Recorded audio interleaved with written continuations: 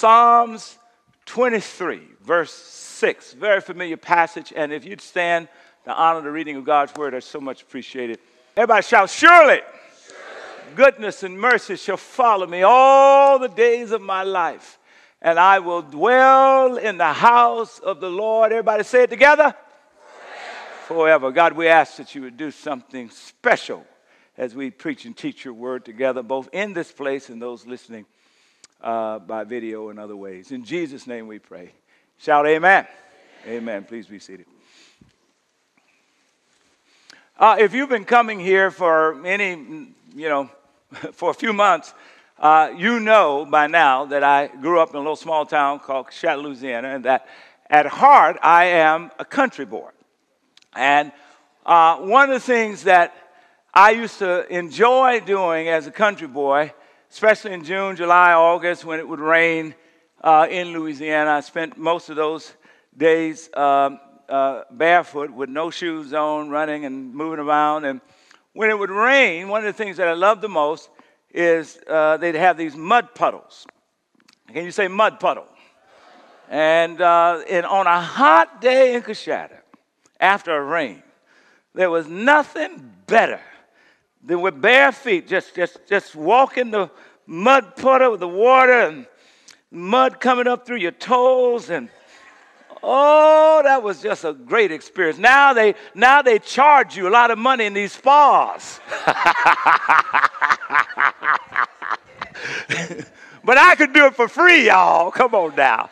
And one day I was in the mud puddle, having a good time, and my grandmother, who we call Munt, I guess had been calling me, and I didn't hear her. And so finally she said, Hurmon, you better get in here.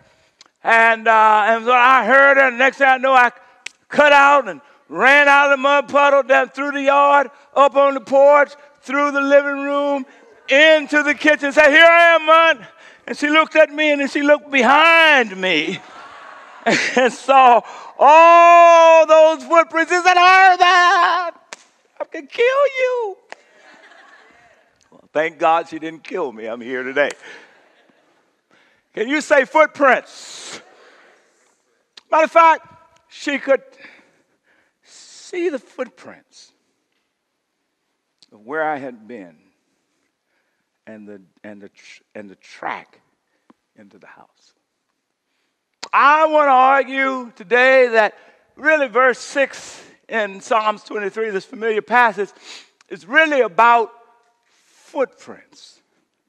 It's really about the psalmist trying to say that if you're looking for God in the valley, shout valley, one of the best places to look for God is to try to find God's footprints as they exist in your life. And he's going to identify what those footprints are. But before we get there, just walk through this text just a little bit, because I just love this text. There's some subtle shifts in the text. It begins with this imagery of the shepherd. David, who is the writer of this, knows what a shepherd is. And it's this image. So it starts off, notice the tense that it works off. It starts off, the Lord is my shepherd, I shall not want. He, everybody shout he. Come on, third person. Notice the third person. He makes me to lie down in green pastures. Everybody shout he. He leads me beside the still waters. He restores my soul. This third person, he. And then it says, he leads me in the paths of righteousness for his name's sake. And it is this image of the shepherd, if you will, moving along with his sheep. And it's kind of as though there's a third person. There's a little distance there. He. But then when it gets to verse 4, everybody shout in the valley. There's a shift in the tense. And notice what it says. Yea, though I walk through Silicon Valley and the shadow of death, I will fear no evil, for you, for thou. Notice the shift in the tense. Notice that something uniquely personal has happened. It is the psalmist's reminder that in the valley, that's where God finds us and we find God. In the valley. Fear no evil, for thou art with me. Your rod and your staff, they comfort me. Shout in the valley. What's unique about a Jewish valley and many valleys, and I got to go to Israel many years ago, and it's an interesting, their valleys are interesting in that two realities can, in a sense, dwell in the same valley. There's the greenery and the trees, and some of the best fruit on the planet comes out of the valley in Israel. And yet, at the same time, those valleys can give way, can house dangerous animals, and can give way to dryness and high thirst, and this notion of life and death living together in the same valley. I think the psalmist was, in fact, describing Silicon Valley. Because here in Silicon Valley, two realities, life and death, has a unique way of coexisting. Just two worlds in the same valley. For example, I did a quick search and I discovered in Silicon Valley there are more than 40 billionaires. Can you say billionaire? More than 40 billionaires in Silicon Valley. And there are thousands of millionaires throughout Silicon Valley. While that is true, shout life, there happens to also exist one out of every fourth person in Silicon Valley is in danger of becoming hungry. 720,000 people, according to a recent study, are in risk of becoming hungry based on the risk factors. They miss more than one meal a day. They go to a food bank to get their food or their own food stamps, or they're using rent money or utility money. And some of y'all know this because this is your story, just to make sure you can put food on the table in the same valley. In Silicon Valley, this is the home of Apple, Google, and Facebook, and Yahoo, and PayPal. And in the same valley, this is a place where tens of thousands of people are homeless, living in shelters and on the street and in vehicles, cars, and in garages with family members. In the same valley, coexisting two realities. In this valley, we have some of the finest educational institutions in the world, whether it's Stanford or Berkeley, and the list goes on and on and on. And yet, in the same valley, we have tens of thousands of young people in middle school and high school who are falling through the cracks, becoming a part of the undertow in the same valley.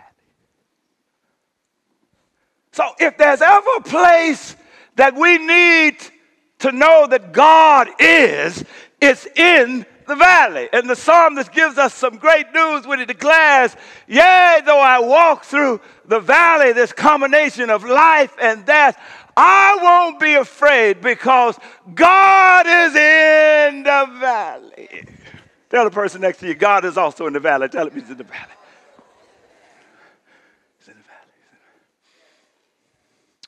But sometimes it's not so obvious. Notice the psalmist says, yea, though I walk, shout walk. What's unique about living in Silicon Valley is that none of us walk. We're all running in Silicon Valley. Right, we are all on treadmills in Silicon Valley. We're just running and running and running. If you're wealthy, you're on a treadmill. You're trying to keep up with all of your enterprises to protect your wealth and to expand it. If you're poor, you're on a treadmill because you're running, trying to make sure that you can pay your bills and take care of your family. Everybody's running in Silicon Valley. Come on, tell the person next to you, yeah, I'm running. Are you running? I'm running. I'm running to church and running home and running to the job and running to the store and running to take the kids here and running to take the kids there. Just running and running and running and running and running. The problem is that when we're running in the valley, trying to concoct solutions to the unsolvable, trying to find our way, trying to handle life on our own terms, it is easy when we're running not to see God in the valley. Just miss him. Just miss him. At some point you have to you start looking for him. Where is he? Where is he? Here I walk through the valley of shadow of death. Fear no evil. God with me, you're here.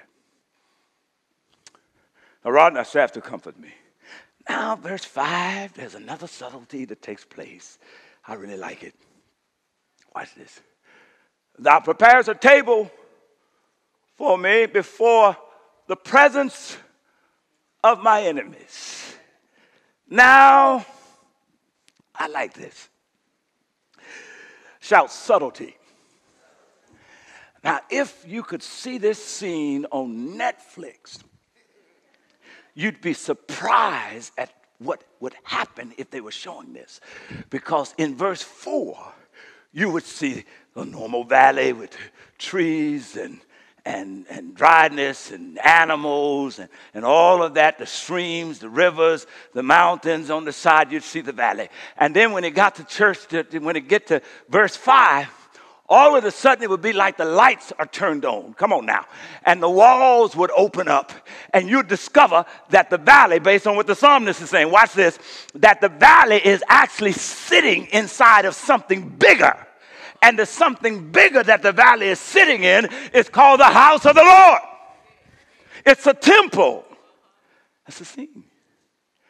And suddenly God is no longer the shepherd guiding sheep, but God becomes a host. He puts a towel around his hands. Come on now. And he welcomes you. Oh my gosh. And hence he prepares a table in the presence of the enemy. I always get confused like this. I always would think, well, my goodness, shouldn't he have said, well, I came to the house. And he told me to go over here into this room. And when I went in the room, I saw a table was present. It does not say that. It is right in the middle of the valley, the activity of the valley. And right in the middle of the activity of the valley, here comes a table that is being prepared in the presence of the enemies. And that is the right way of saying, come on now. You're saying, well, I don't know whether I want God in my space. And God is reminding you, come on now. No, if you're in the valley is in God's space. The earth is the Lord and the fullness thereof. And they that dwell therein. He has founded it upon the seas. He didn't have to get here to be here. Come on now. He was here before you arrived. Come on, you're doing as well as you're doing because he's here. You don't see him, but he's here. Now, what happens when you come to a table? So suddenly you come to the table and he says he's prepared the table for you, right? It's for you. Come on, tell the person it's for you. It's for you. He's prepared. So what do you do when you come to a table that's in the middle of the valley? What do you do? What do you do? What do you do? When you come to the table, what do you do? Come on, tell me, what do you do? You sit down, right? And so in order to sit down, I mean, if you're going to eat, you're going to sit down, right? So you got to slow down in order to sit down. All right, one of the seductions of the valley is this. What's the seduction of the valley? The seduction of the valley says, you can't slow down. I mean, how many of us have said this? You know, your family said, can you do it? I really can't. I wish I could, but I can't. You know, the church activities, I wish I could, but I can't. Why? Because I can't slow down. I can't slow down. Why can't you slow down? If I slow down, somebody's going to get ahead of me. What if I slow down, I'm going to fall behind. If I slow down, I'm going to lose my job. If I slow down, I just got to keep moving and moving and moving and moving. Shout seduction. It's a seduction in the valley. You can slow down.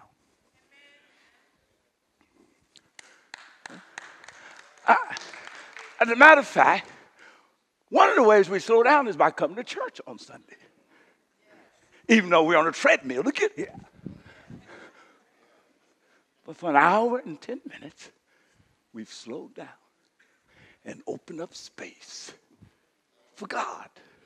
To consider God, to reflect on God. Come on now. And it is only when we slow down and sit down to reflect on God, that's when we begin to recognize his footprints. Come on, his footprints that have been trailing us all along. Through the yard, up the porch, in the living room. That's what happens in the text. It does not say that he prepares to take from me in the presence of my enemies, and then he goes on and says he anoints my head with oil and all that. It does not say then he gets up. No, it's at the table he has a revelation. And the revelation is, surely goodness and mercy has followed. All right. Shout enemies. All right, let's say just a little word about the enemies. See, he's at the table, he's reflect. Let me name two enemies in Silicon Valley. The first enemy is comparison. You know that enemy, don't you? That's his comparison. In Silicon Valley, we get wrapped up easily in comparison. Oh, your house is bigger than mine, so I got to work harder so that I can have a house like you. You drive a Tesla, I drive a Toyota. What do I need to do to drive a Tesla? I got to drive a Tesla, y'all. What grades your kids make? What grade my kids? What school you going to? Let me tell you what school. What sports are your kids involved in? So I can tell you what sports my kids are involved in. You know, comparison. Comparison.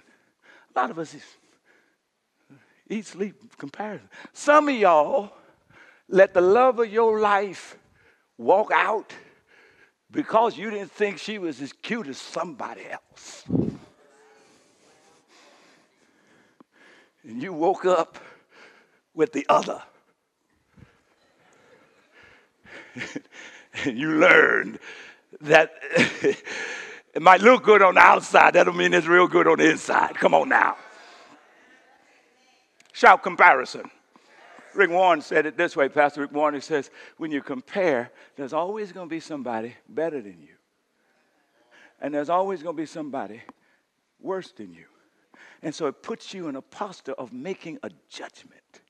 So really, you just suspend with comparison altogether. Just be faithful. Shout faithful. Faithful. Oh, here's another enemy in that he makes a table in front of. Here's another enemy. Another enemy is what I want to call misplaced identity. Ask the person next to you. Say, who are you? Ask them. Even if you think you know. Come on, ask them, who are you? All right, now when they tell you, just say, now how do you know? My beautiful, brilliant daughter, who I love with all my heart, every now and then can get on my nerves. And 13 years old, and she messed with her daddy. I come in the room, I announce and say, baby, your daddy is home. And she says, how do you know?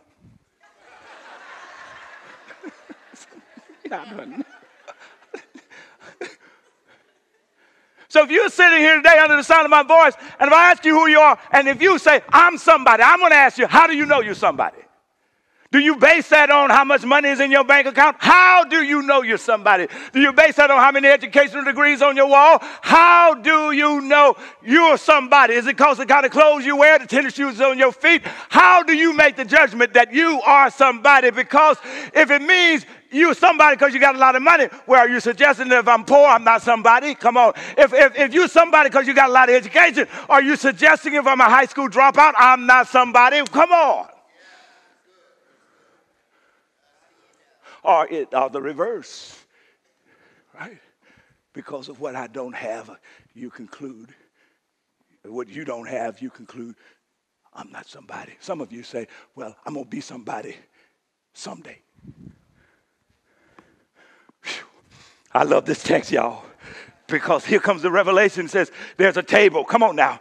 And then at the table, it says, he anoints my head with oil. You know what that meant, right? Anointing your head with oil. That was, in David's day, that was when, if you were going to be appointed a king or a prophet, they would pour oil on you to say that you're God's chosen one. You're God's appointed one. Come on now. And the oil would represent the power and the presence of God's Spirit. And what David was writing here is that if you slow down and sit down at the table that God prepares for you, you'll discover that no matter who you are, come on now, that God will pour some oil on you.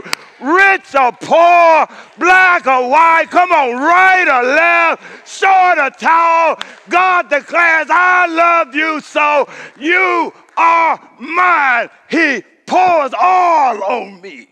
My cup runneth over. I'm going to ask the person next to you, do you have any oil on you?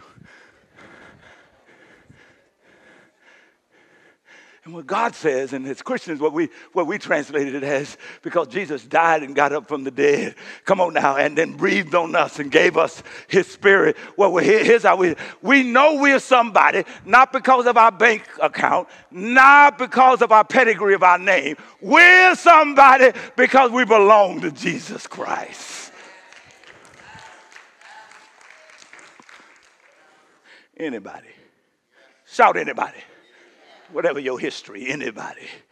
Come on, whatever your challenges, anybody comes into God's house where the valley sits, where there's a table. He says, I got some oil. I want to remind you who you are.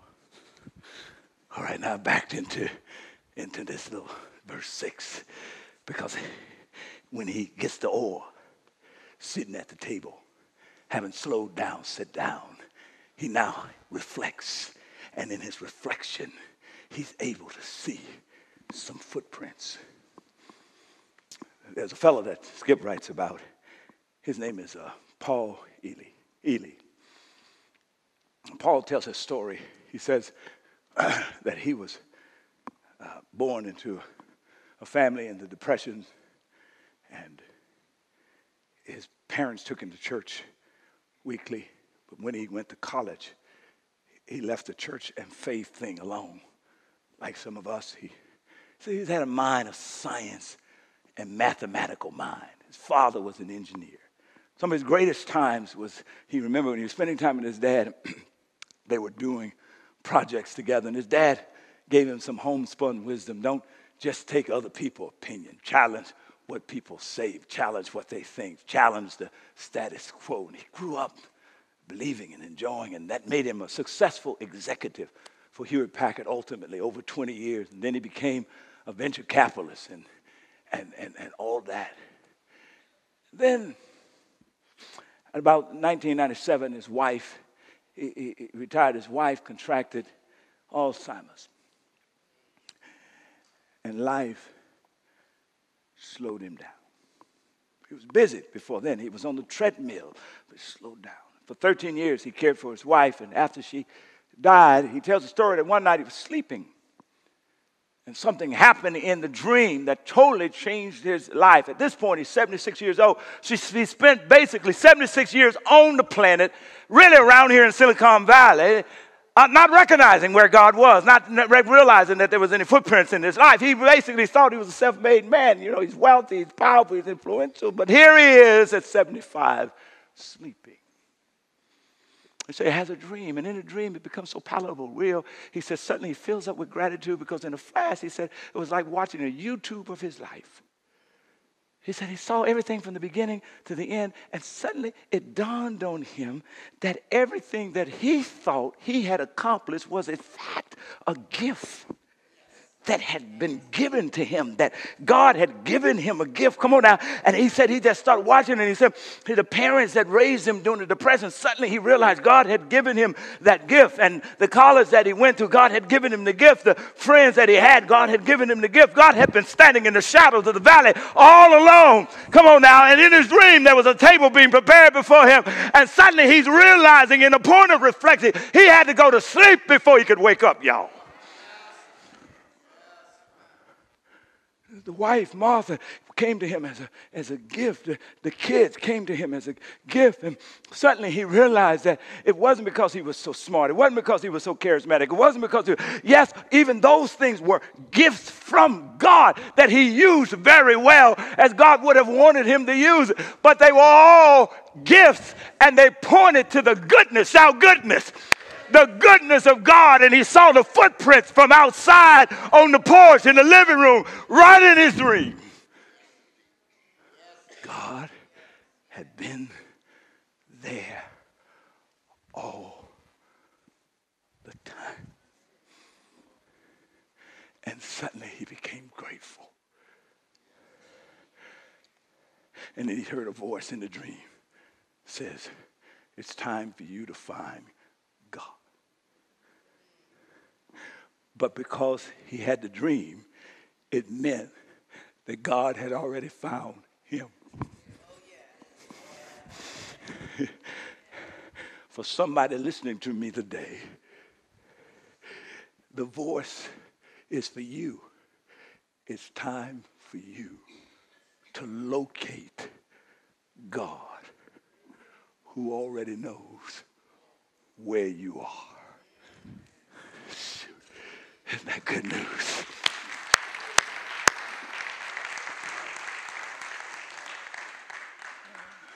So, Paul is from one side of the track. Shout goodness. And then it says mercy. Shout mercy. Another, I'm talking about how you figure out where God is. You look for the footprints. And the mercy is better translated unfailing love. Love that won't let you go.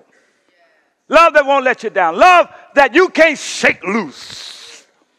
God's love.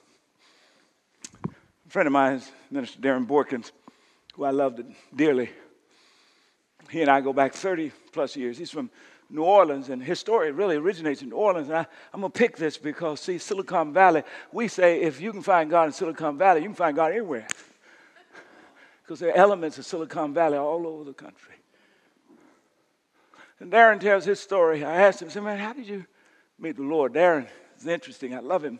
Comes every Easter. He's a brilliant guy, generous. He's helped to change the world through his generosity and philanthropic giving. I said, man, well, tell me about it. He's a successful entrepreneur, businessman. And so he said, I was a high school dropout. My family had divorced, and I went on the wrong side. He said, I used to stick up people, and one day I ended up in a jailhouse. And he said there was a group of us, and we had a little meeting and exchanged best practices for sticking up people. So that we figure out, so the next time we get out, we wouldn't end back up. So when I got out, I took the new best practices. And I had targeted somebody that I was going to stick up. And then he says, he went in the bathroom. And went in the bathroom and he washed up. He looked in the mirror. He says the best way he can explain it is when he looked in the mirror, he heard a voice. And the voice said, what are you doing? The voice says, you're better than this. You're not made for this. He said it frightened him, so he ran out of the bathroom, left the guy alone. The next thing you knew, he was telling his dad, I want to go to college. Come on now. It shook him awake. And he hadn't graduated. He had a GED. And he showed up in college and in a remedial school, class. And he was sitting there. The guy next to him had finished up his math in like 10 minutes. And Darren said he was on page 2 in the book. And he said, how did you do it? And the guy turns out to be a Jesus follower. And the Jesus followers said, come on now, the best signpost that God is in the valley should be you. Come on now, if you're a Jesus follower, how you love. And the guy said to Darren, can I help you? Why don't you let me study? Darren said, absolutely. So they studied together day after day after day. And by the end of the semester, Darren went from being F and D's to being straight A's, from being tutor to being a tutor. Come on now. Several years later, he graduated, and now he's a philanthropic figure, sending kids to school and helping to buy homes for other people and blessing and changing the world. Come on now. And it's a reminder. Come on now. God is saying to somebody, what are you doing today? You're in the valley chasing your dream. What about my dream for you? Well, sometimes, you see, Darren slowed down a little bit in the bathroom. Paul slowed down in the dream. You and I have to find a way to slow down, to reflect, and to see the footprints of God. And then the text ends. I love this. It's so, it can be easily missed because it's hidden in the Hebrew. It says, goodness and mercy shall follow me. The actual word is pursue me. Pursue me.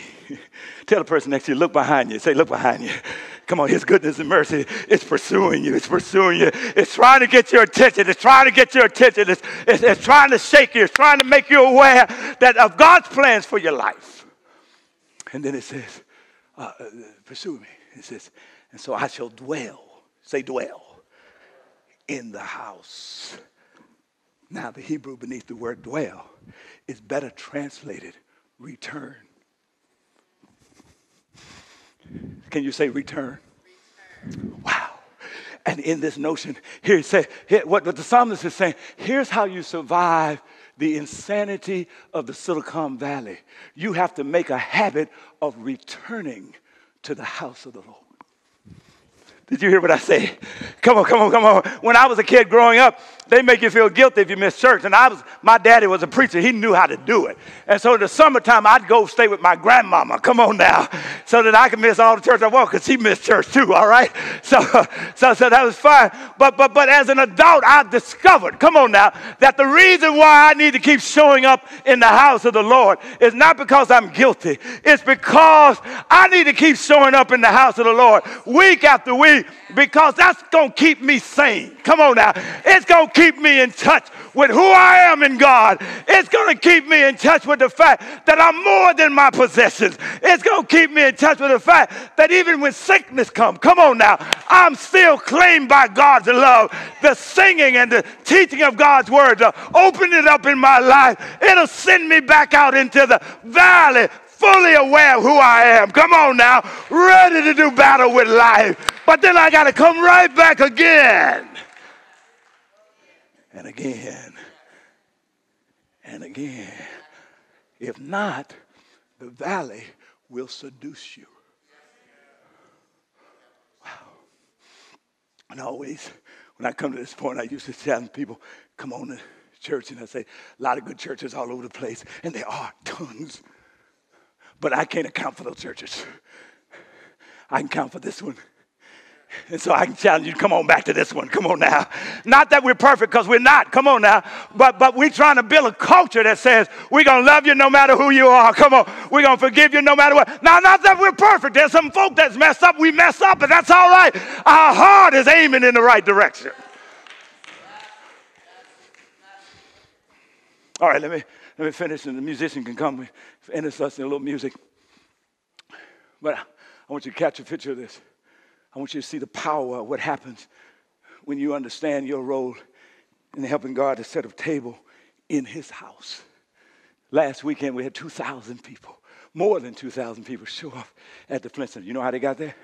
Because y'all, you and you fasted and prayed for 40 days and invited this one and that one and this one and that one. And because they knew you, they trusted you, and they showed up. And you know what happened? 40 of them accepted Jesus for the very first time, shifting their destiny. Do you know, that was you. That's because of you. And you know what else happened? 140 rededicated their lives to the purposes of Jesus right in the valley. Come on now, isn't that good news?